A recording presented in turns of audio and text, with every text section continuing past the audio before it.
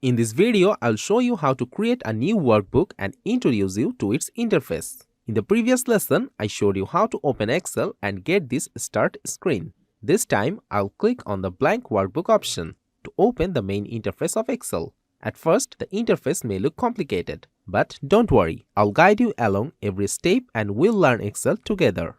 At the top, there is a green belt. You can see several options here. This is the Quick Access Toolbar. Why is it named like that? Because you can perform some actions very quickly using these tools.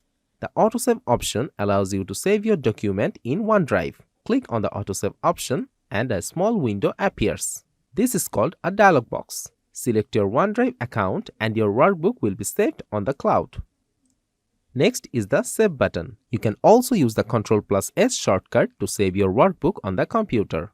Afterward, we have the Undo and Redo buttons. Press Ctrl+Z or click the button to undo the last action, and click the Redo button or press Ctrl+Y to redo an action.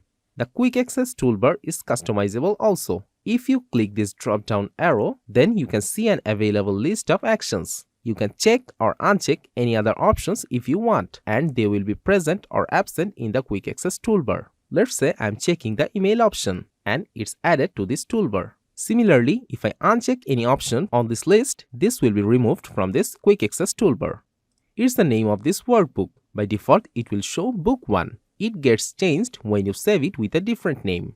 This is the search bar in Excel. You can use this by pressing Alt+Q or click on the search bar to search for Excel features and options. Let's say I'm searching for Flash Fill. So just type Flash and it's here. This icon shows the currently signed in account. Here, you can minimize the application. Also, you can navigate in multiple windows at a time.